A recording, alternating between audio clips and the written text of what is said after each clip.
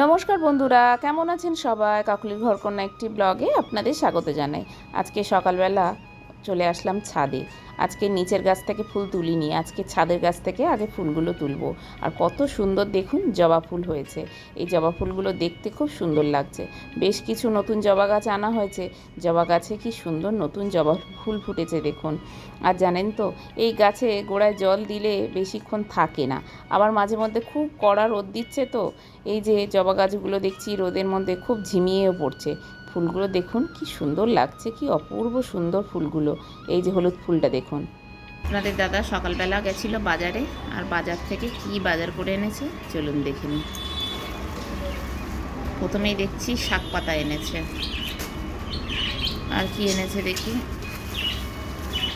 আর এনেছে হচ্ছে চিচিঙ্গা, ঢেঁড়স, উচ্ছে,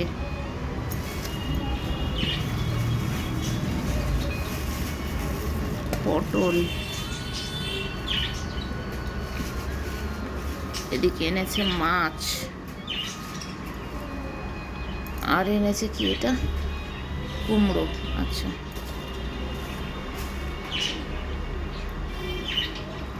তো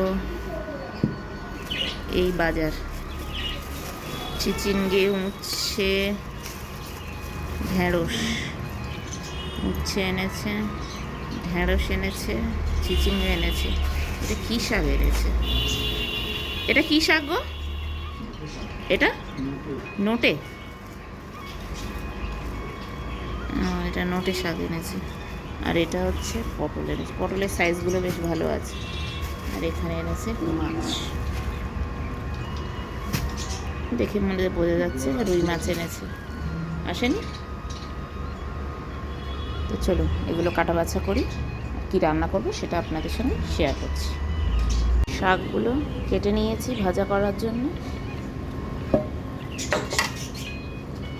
এই শাকটা খেতেও খুব ভালো।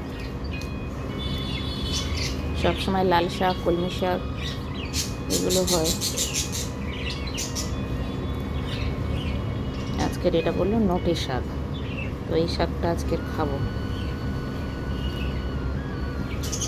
একটু শাক ঘুরিয়ে ফিরিয়ে খেলে ভালো লাগে।